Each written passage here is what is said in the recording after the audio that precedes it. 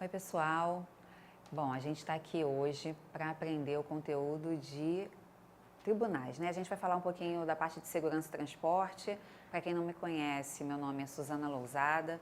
A gente vai trabalhar a especialidade, né, de segurança judiciária, a gente vai falar um pouquinho de segurança dignitários, a gente vai falar de gestão de conflitos, enfim, a gente vai abordar essa parte específica do teu concurso na área de segurança judiciária, né, especialidade de segurança e transporte, nessa área de tribunais que está caindo agora em vários concursos e é bem importante para que você assimile bastante, porque é um conteúdo bem extenso, né, inclusive, e a maioria das questões abordam de forma bem didática. A gente vai pegar o nosso conteúdo aqui da aula vai ser baseado em questões, né? Eu observei todas as questões que estão caindo de diversas bancas. Eu coloquei aqui na aula de hoje, a gente vai abordar algumas questões da FCC, mas eu vi questões CESP, enfim, Consulplan, né, que foi o último concurso aí de tribunal nessa área.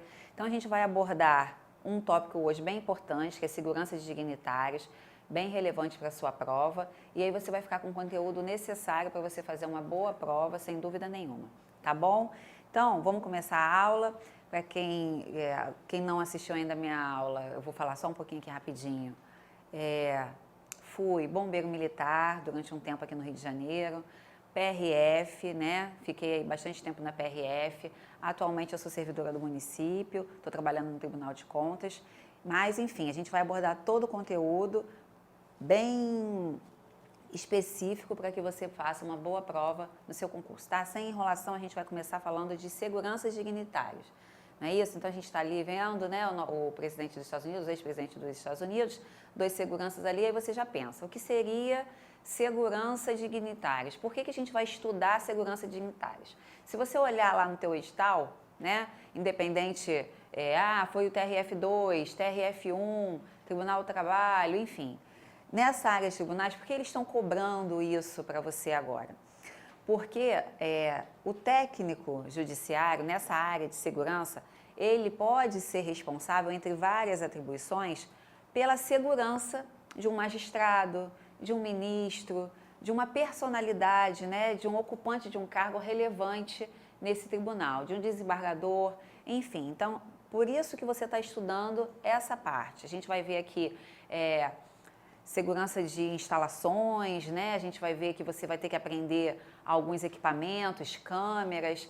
Então, isso é importante no teu dia a dia, tá? É bem interessante se você olhar lá as atribuições do cargo, você vai ver o que você vai fazer, dirigir. Por que segurança e transporte? Você precisa ter noções de mecânica, você precisa saber como a manutenção de um veículo funciona, as regras de trânsito, né, do Código de Trânsito Brasileiro. Então, é isso que você precisa saber para a prova e para o teu dia a dia, tá? Trabalhando como técnico judiciário nessa área.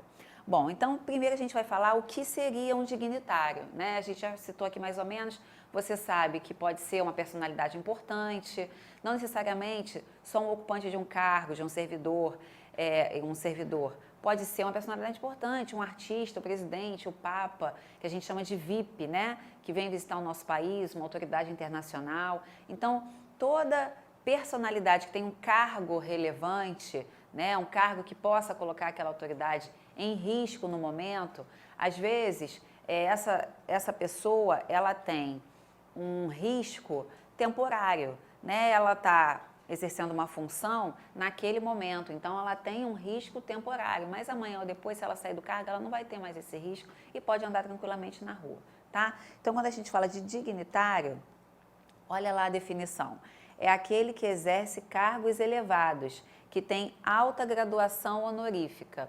autoridade, VIP, PMI, né, que aí está em espanhol. Então, quando a gente fala de dignitário, você tem que pensar que é uma pessoa importante, que exerce um cargo relevante, elevado, né? Então, a gente falou aqui de um VIP, do Papa, de um presidente, de um juiz importante, né? O juiz Sérgio Moro, por exemplo, ou um desembargador, um juiz mesmo do tribunal, né? Nem precisa estar em alta, não. O juiz, por si só, ele tem um risco, né, inerente ao cargo. Então, é isso que a gente vai ver aqui. Então, você já sabe que o dignitário é aquele que precisa de proteção, né?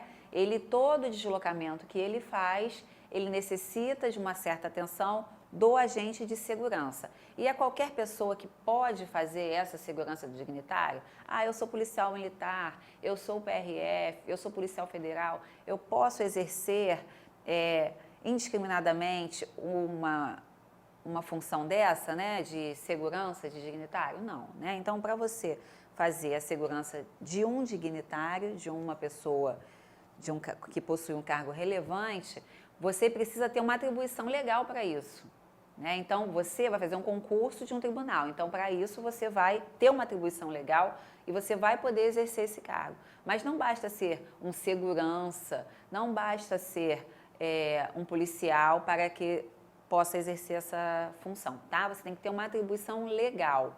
Você tem que preencher os requisitos. Lógico que existe a segurança privada.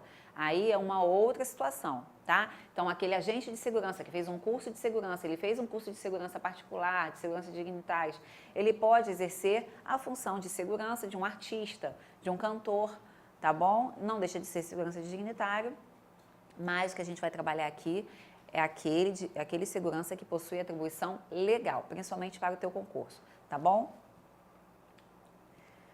Bom, quando você fala em segurança, você imagina que aquela pessoa tenha que estar seguro, o quê? Tem que estar intacto, né? Você tem que prevenir todas as possibilidades de ocorrência, né, de risco que possa prejudicar física ou psicologicamente aquela pessoa, tá? Inclusive o patrimônio, tá? Quando um dignitário se desloca, ele pode se deslocar no carro, pode se deslocar a pé, você tem que pensar que o dignitário vai proteger principalmente a vida, né? A integridade o agente de segurança vai proteger principalmente a vida e a integridade daquele dignitário.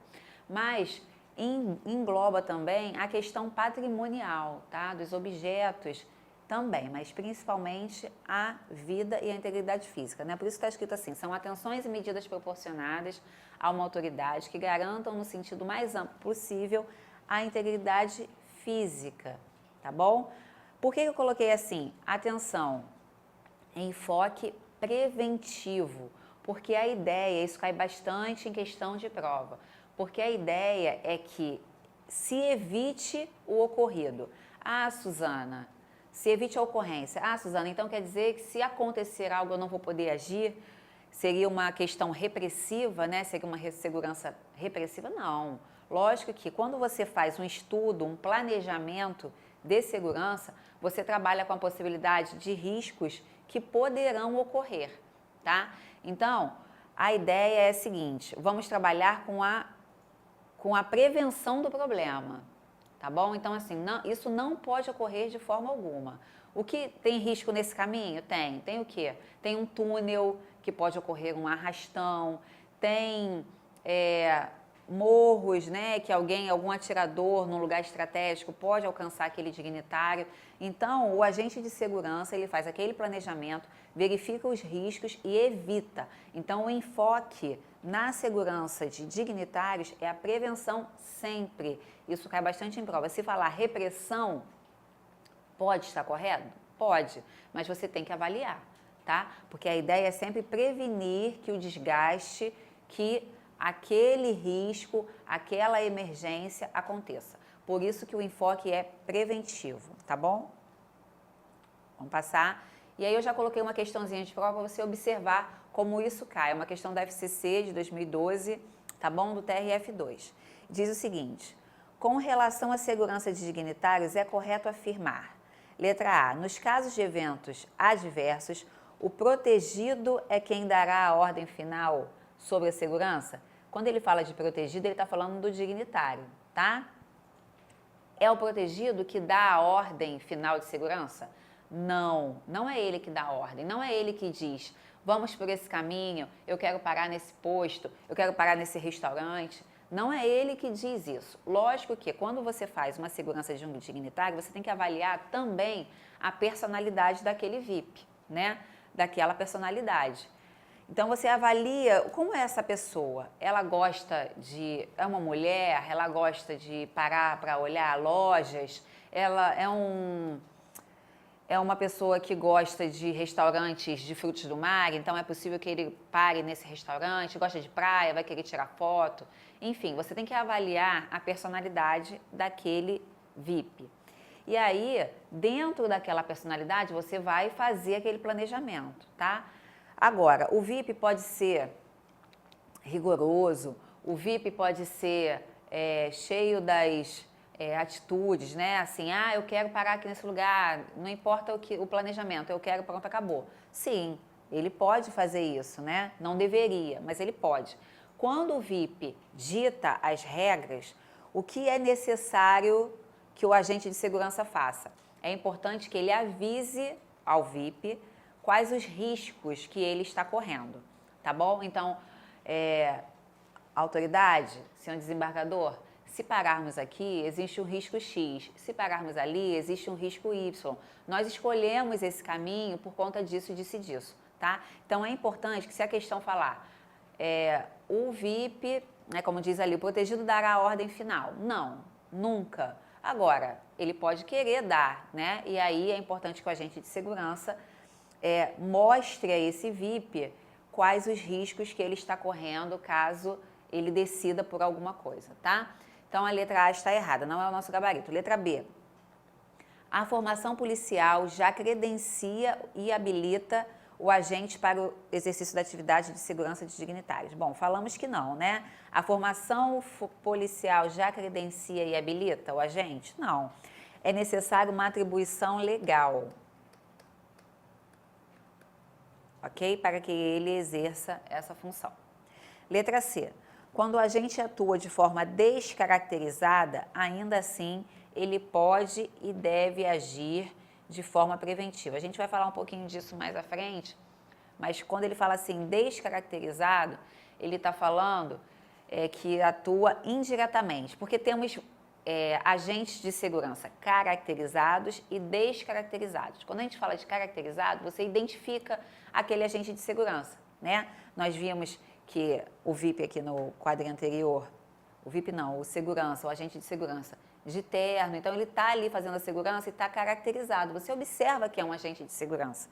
Agora, temos agentes de segurança descaracterizado. Isso quer dizer que ele não está participando diretamente daquela proteção, daquele evento, tá? A gente vai falar um pouquinho mais na frente, mas ele atua indiretamente, ele pode estar num escritório monitorando, tá? Ele não está trajado adequadamente, assim, não importa o traje, porque ele está atuando indiretamente num local que não seja onde o evento esteja ocorrendo, ok? Letra D. Atuando de forma velada. O que seria velada? Discreto, né? Que a gente também não é ostensivo, então é velado, é discreto. O agente oculta completamente a sua condição e atua secretamente. Bom, também vamos falar um pouquinho mais à frente, mas é o seguinte, atuando de forma velada, o agente oculta completamente sua condição.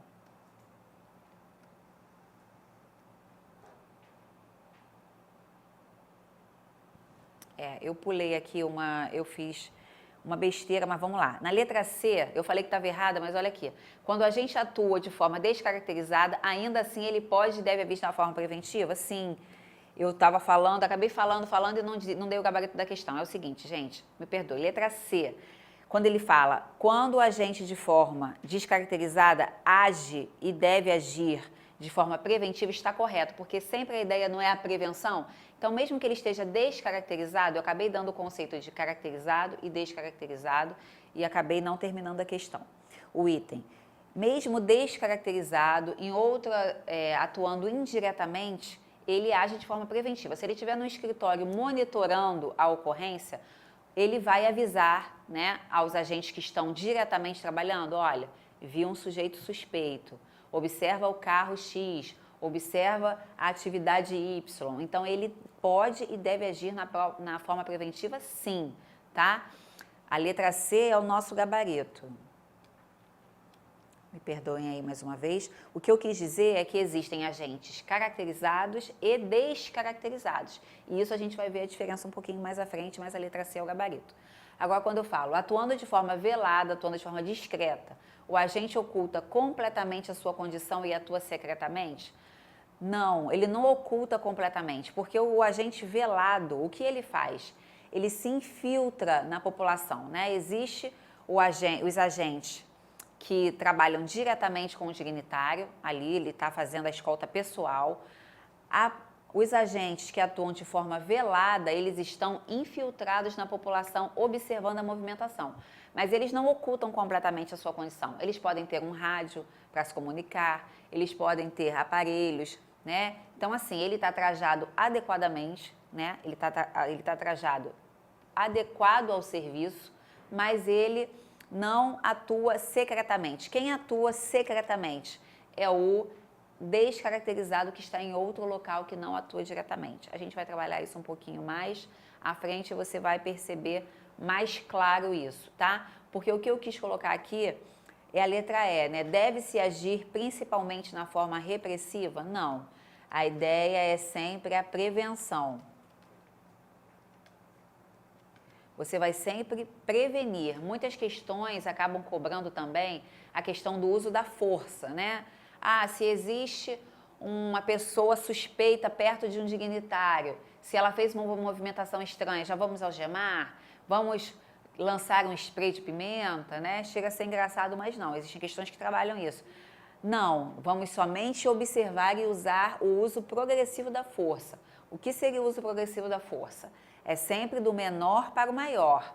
Existem linhas, né, a serem seguidas, tópicos. Vamos observar primeiro, caso não seja suficiente a observação, vamos partir para a questão de defesa pessoal, e aí depois tiro, enfim, isso aí é uma gradação, tá? Então, a ideia dessa questão aí da FCC, que é uma boa questão, é que você perceba que é sempre a prevenção utilizada na questão da segurança de dignitários, tá bom? Bom, dentro da segurança, a gente tem algumas fontes de hostilização e os meios de efetivação. O que seria fonte de hostilização? O que é um ambiente hostil, uma pessoa hostil, né? Uma pessoa inimiga, ameaçadora. Então, quais seriam as fontes de hostilização que possam afetar a segurança de um VIP? Órgãos de inteligência. Como trabalham esses órgãos de inteligência? Esses órgãos de inteligência, eles atuam buscando, coletando informações, né? Inteligência e contra-inteligência. Então, é a proteção de um conhecimento. Busquei, coletei aquela informação e a contra-inteligência vai lá e protege aquela informação adquirida, tá bom? Então, órgãos de inteligência, imprensa, os terroristas, crimes de pistolagem, sociopatas, aqui são só alguns exemplos dessas fontes, né? Das ameaças que podem agredir o VIP. E quais são os meios, né? Então, essas fontes utilizam meios de efetivação. Então, utilizam o quê? Armas de fogo, principalmente, armas brancas, que são facas, né? Canivetes, enfim. Venenos, substâncias químicas, que também é muito utilizada em aviões, venenos também. Existem várias formas que os terroristas, essas pessoas que querem agredir o dignitário podem utilizar, né? Então, a gente chama de meios de efetivação, tá bom? Bom, táticas empregadas. A gente falou muito de prevenção, né? Se temos a prevenção, é sempre evitar que aconteça o pior. Então, táticas empregadas. Vamos empregar sempre do mais simples para o mais complexo. Por isso que eu disse do uso progressivo da força, tá? Sempre que a questão abordar, você sempre percebe se ela já está sendo muito agressiva, tá?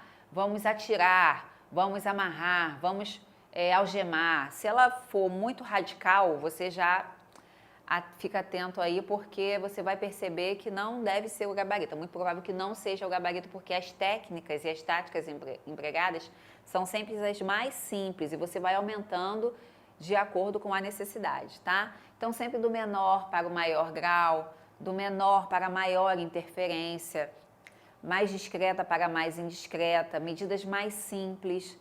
Vai avaliar se existe a necessidade de emprego de policiais militares. Pode ser empregado? Pode. A gente chama até de policiamento, segurança ostensiva, né? Que é aquela que você vê. Essa segurança ostensiva, ela somente a presença dela já causa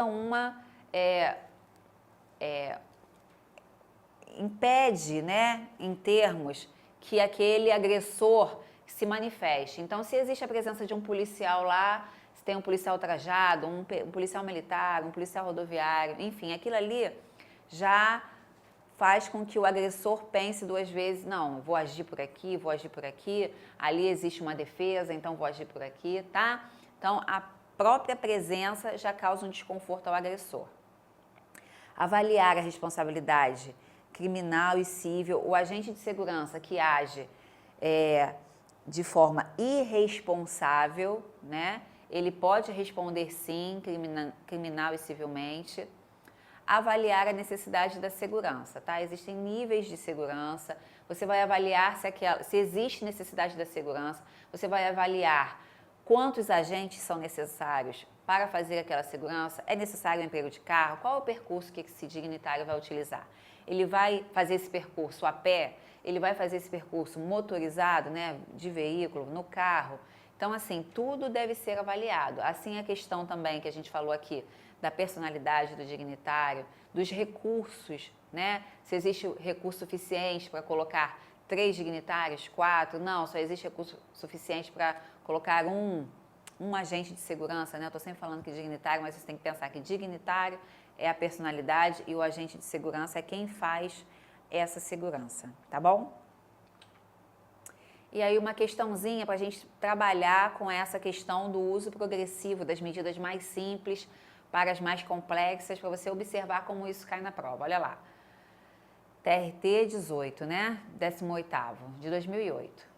Ao ver uma pessoa estranha se aproximar rapidamente de um juiz com um objeto na mão, os seguranças devem fazer o quê? Letra A. Usar de força física para parar e revistar essa pessoa.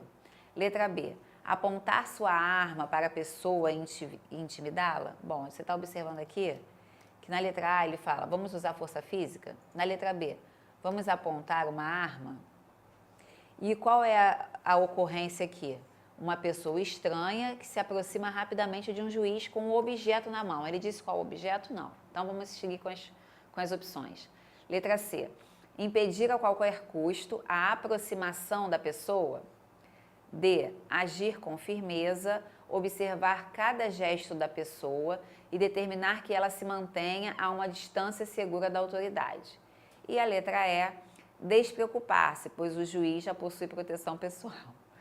Bom, se você avaliar, você já descarta a letra A e a letra B, porque ele diz, primeiro que ele não diz qual é o objeto que essa pessoa estranha possui na mão. Então, você não pode usar força física e nenhuma arma para intimidar essa pessoa. Impedir a qualquer custo também é radical, né? A qualquer custo pode ser utilizando, inclusive, uma arma. Letra D. Agir com firmeza, observar cada gesto e determinar que ela se mantenha uma distância segura. Não é a melhor resposta? Aqui o agente está observando e está agindo de forma preventiva, tá bom? Lógico que se essa pessoa evoluir, atacar o juiz, é necessário que você também evolua na tua escala, né, de resposta. Mas a letra D aí é a melhor opção, tá bom? Seguindo. Bom, como eu disse, para você montar um esquema de segurança de um dignitário, não é tão simples, né? Existe um planejamento, que é o que a gente, no teu edital está escrito lá, planejamento, uma série de questões que você precisa saber para acontecer, para que aconteça essa segurança efetivamente, tá? Então, no planejamento, temos que desenhar a estrutura dessa segurança de dignitários. Então, temos lá assim, desenho básico, chefia, operações, comunicações, inteligência e transporte. A chefia é aquele que dita as regras, é o chefe. Então, é ele que vai ordenar os demais agentes em todos os procedimentos. O que é importante e o que cai muito em prova. Todo mundo fala assim, vamos adaptar, né? O correto é, vamos adaptar esse planejamento à realidade. Existe recurso? Ok, não existe recurso? Então vamos fazer desse outro jeito aqui. Qual é o cenário político? Esse presidente, ele está sendo muito ameaçado? Não, esse presidente, ele é bem receptivo, sociável, a população gosta dele. Então, assim, a técnica da segurança de dignitários, o objeto, né, ele pode mudar de acordo com o cenário. Só que quando vier na sua prova, modus operandi, calma aí, deixa eu escrever aqui, porque isso cai muito em prova. Modus operandi. Vai ser sempre o mesmo. O que significa modus operandi? São as técnicas operacionais.